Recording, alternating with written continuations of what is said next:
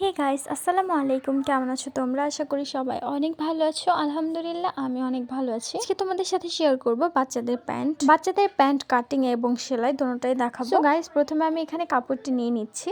আর এখানে প্যান্টের লম্বা নিচ্ছে হচ্ছে আমরা 13 ইঞ্চি। তো 13 ইঞ্চিতে মেপে আমরা একটা মার্ক করে নিব। আর দেখুন এখানে কিন্তু ডাবল ভাঁজ দিয়ে কাপড়টা আছে। তো প্রথমে আমি ফিতা নিয়ে এখানে দাগটি দিয়ে দিব। এখানে কিন্তু আমি টোটাল 13 ইঞ্চি কাপড়ই নিয়েছি। আর এই 13 ইঞ্চি থেকে কিন্তু উপরে ইলাস্টিক অ্যাটাচ হবে আর নিচে বর্ডার হবে। মোট আমাদের 13 ইঞ্চি কাপড় নিতে হবে। এটা অবশ্য বাচ্চাদের লেন্থ অনুযায়ী, বাচ্চারা লম্বা অনুযায়ী আপনারা এই মাপটা নেবেন। সো 13 ইঞ্চিতে আমি পুরো কাপড়টাতেই মার্ক করে নিলাম। এখানে আর একটু কম নিলেও পারতাম, বাট চওড়া ভাবে যেটা এখানে কম নিলেও হতো, বাট আমি একটু কুচি বেশি দেওয়ার জন্য এখানে কাপড়টা একটু বেশি নিয়েছি। দেখুন এবার আমরা কাপড়টিকে ভাঁজ দিয়ে নিব। এখানে টোটাল 4 পার্ট আছে। এখন আমরা প্যান্টের হাইয়ের মাপটা নিব। হাই আমি এখানে নিয়েছি 12.5 ইঞ্চি। তো এখানে সাইড থেকে আমি কাপড়টাকে রাউন্ড একটা শেপ দিয়ে নিচ্ছি।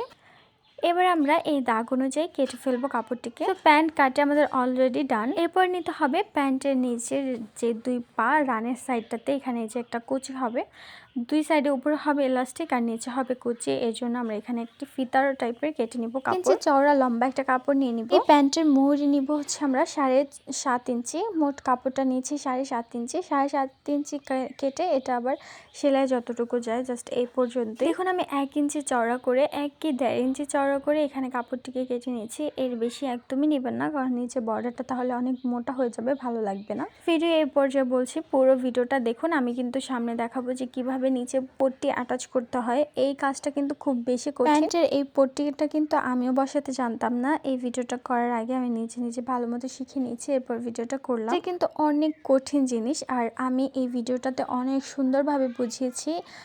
তোমরা চাইলে অবশ্যই শিখতে পারো, দেখলে বোঝা যাবে। আর যারা নতুন তারা অবশ্যই আমার চ্যানেলটাকে একটা সাবস্ক্রাইব করে দিবে। আমি সেলাইয়ের পর্বতে চলে যাচ্ছি। এখানে আমি সেলাইয়ের ভিডিও করেছিলাম কিছুটা, আমার ভিডিওটা ডিলিট হয়ে গেছে কিভাবে আমি জানি না। পায়জামার যে মুহুরিটা সেলাই দিয়েছিলাম, সেলাই বর্ডারটা সেলাই করেছিলাম, ওই ভিডিওটা ডিলিট হয়ে গেছে। আর এটা কিন্তু খুবই সহজ, জাস্ট একটু কুচি দিয়ে নিচ দিয়ে কুচি দিয়ে তারপর এখানে এই বর্ডারটা করে নেবেন, তাহলেই হবে, আর কিছুই না।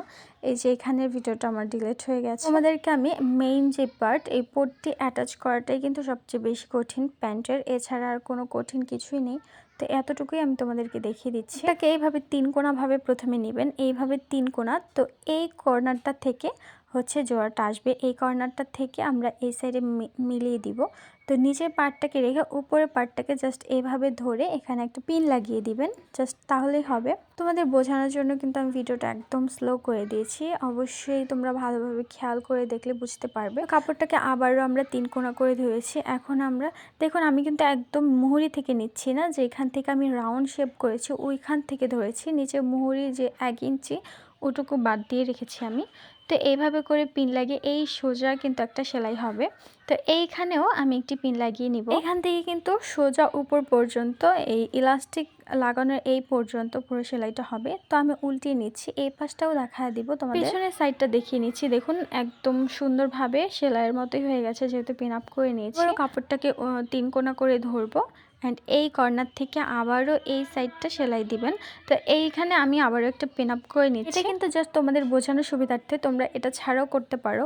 আসলে পিন লাগালে এই সেলাইটা করা খুব বেশি সহজ হয়ে যায়। তোমরা অবশ্যই ট্রাই করবে এইভাবে পিন লাগিয়ে সেলাইটা করার, তাহলে কিন্তু খুব বেশি সহজ হবে। এই সাইডটাতেও আমি একটি পিন লাগিয়ে নিলাম। এখন আবার এই জোড়াটাতেও একটি পিন লাগিয়ে দিব। জাস্ট এইখানে এভাবে লম্বা সেলাই হবে, এতটুকুই সেলাই। আর এখানে হচ্ছে মুহুরিটা, পায়ের মুহুরিটাও সেলাই করে দিব, জাস্ট তাহলে কমপ্লিট। তো সেলাইটা আর নাই দেখালাম। দেখুন আমার প্যান্ট একদম কমপ্লিট হয়ে গেছে। এখানে আমি উপরে ইলাস্টিক অ্যাটাচ করেছি, ইলাস্টিকটা সুন্দরভাবে অ্যাটাচ করেছি। এখানে কিন্তু চওড়াটা দিয়েছিলাম।